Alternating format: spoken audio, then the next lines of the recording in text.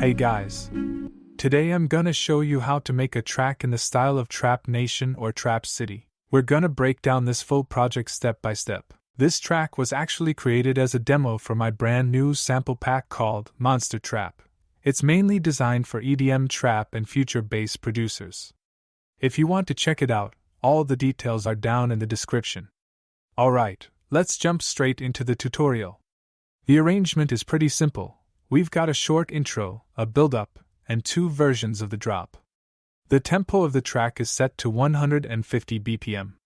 Intro. The main thing here is the chord progression. It sounds like this.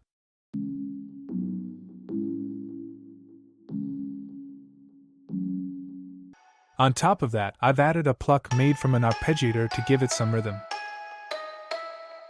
We also have some sustained sounds building up tension. There are actually 2 layers of those. In the background, you'll hear some vinyl noise to add texture. And of course, a few FX elements like impacts and tonal transitions to help with the transitions.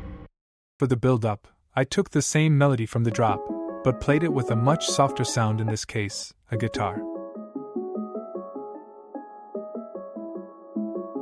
The sustained sounds continue here to keep the tension going, plus some extra FX. I've added a percussion loop to build some rhythm, and an orchestral build-up that leads into the drop. Of course, we've got a riser to push the energy even higher. There's also a re-space here, pitch shifting up plus 12 semitones, to add some nice movement and tension. The idea was to create a strong contrast between the build-up and the drop, so when the drop hits it feels really energetic. Right before the drop, there's a filter automation cutting out the bass completely to make the impact even stronger. And here we go, the drop. The first and most important part here is the drums. I'm using a drum loop straight from my Monster Trap pack. It's a carefully designed loop with kicks, snares, FX, and everything you need to get a solid groove right away. I actually made 15 of these drum loops to help speed up your workflow. For me personally, having these ready-to-go drums really helps when I need quick inspiration. Next up, we've got a heavy 808 and some stabs to support the low end.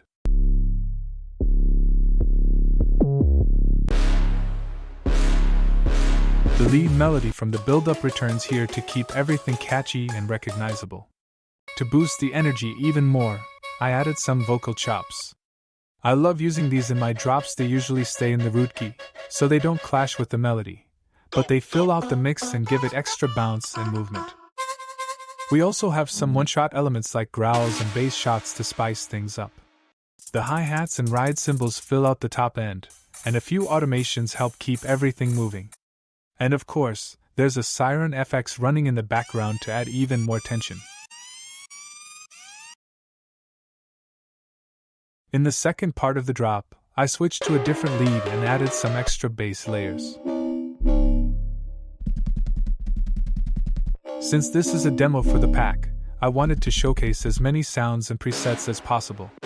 There's a different drum loop here, more FX, some extra reverb effects, and we close it out with another riser. If you guys want to take a closer look at the full mixing and mastering process, this full project file along with 5 demo tracks is included in the FLP pack. I hope you learned something new from this tutorial. And now let's listen to the full track.